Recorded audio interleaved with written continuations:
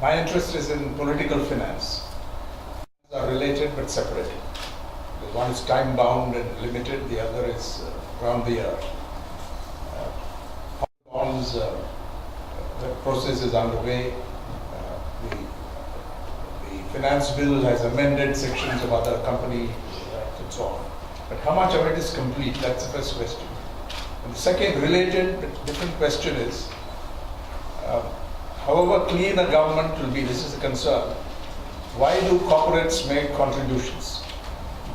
Not so much, I'm not on the question of legality or illegality, but very often there would be an expectation of a quid pro quo, which you are very familiar with it from Bofo's days when we were in touch with early 90s. Well, Ram, I'll tell you, both your questions are very legitimate point of view. As I mentioned in the beginning, currently the system is, the money is cash, that is unclean, and the system is non-transparent. Who gives how much, nothing is disclosed, and it's given in what color of money, everybody knows. Now, if you trace out the history, and I've been very closely associated with this issue, 2001 when I was the law minister, I amended the Representation of People's Act, Companies Act, and brought a scheme under the Income Tax Act saying parties are exempt from tax. The donor will also be exempt if he gave by check. Now, parties actually, the principal national parties started persuading donors, why don't you give by check?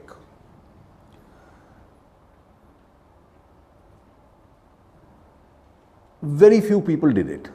Some did it, but not too many.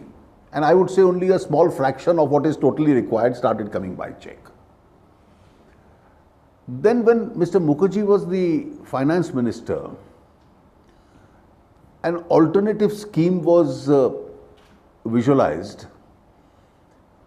The donor said, keep our identities undisclosed. Now, in a Companies Act, it can't happen. You give a money, it will be mentioned in the balance sheet. So, the institution of electoral trust was created. That a company gives it to an electoral trust, and the trust in turn can give it to one party or three parties or four parties. ECI controls it. The election commission. No. The trust was controlled by the companies themselves. They put an independent board of trustees on the trust. So I am a company, I created a trust, so I give money to the trust, and nobody knew how the trust gave it to others. This has partly worked, not fully worked itself. Because the thought was, if you disclosure of identity had two consequences. Particularly, they felt that they would be victimized by political opponents. And then the second point that you raised, these charges of quid pro quo would come. That you gave money in election, that's why in the course of the tenure you got some favor. So the cost of paying by check could be adverse. So people went back. So it's improper, but it's a safer way to do it by cash. So there was an inbuilt conflict between clean money and transparency which came in effect. This time I have suggested 4 methods. And if you were to ask me which is the ideal method, I think till the 1970s or early 80s, bulk of political funding in India used to come with political workers going home to home, shop to shop, cutting out vouchers and taking small donations of 10 rupees, 50 rupees and 100 rupees. That amount now, because of inflation, can increase. But the ideal method is to go back to that. Now, people don't want to put in that kind of labor because everybody is preoccupied with his own job. But now you have the instrument of technology available where large parties can always tell their support base, give us online.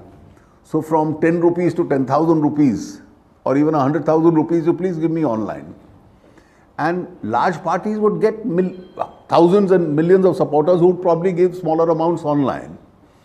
And I think that's the cleanest way, if you were to ask me. If you were to ask me, my own preference is that, and I've suggested it to my party, that start an online campaign and get at least 1 million people to contribute to you. Because that will be large corpus, small donations. That's the system President Obama followed in his first election. There are no quid pro quos, there is no obligation of anyone.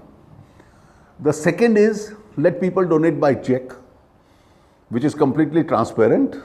They get a tax rebate and the party knows who's given how much.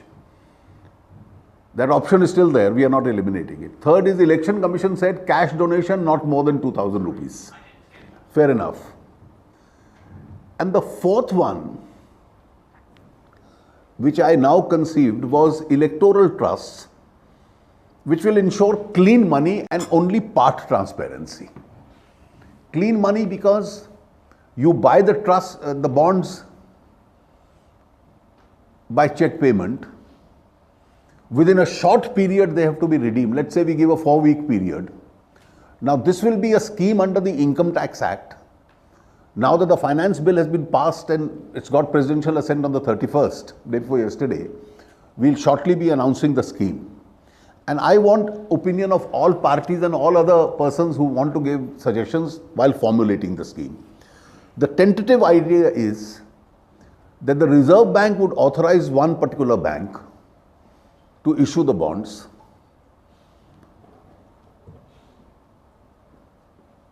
The bond should be redeemable within a very short period, let us say 4 weeks of its purchase. Why? Otherwise, it will become a parallel currency. You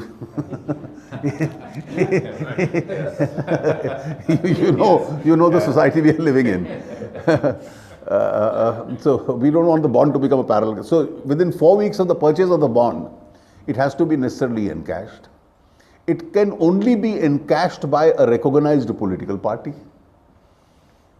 And it can only be encashed in one pre-declared account of that political party. So the Congress, the BJP, the Samajwadi Party will all have to declare one account each to the Election Commission. And this will be redeemable only in that one. Every year, it will be known as to which party got how many bonds. So in the hands of the party, it will be clean money. In the hands of the donor, it will be clean money. How much the donor has purchased will be known to the banks. How much each party got in terms of bonds will also be publicly known. So there is part transparency. Which donor gave whom? That only the donor knows.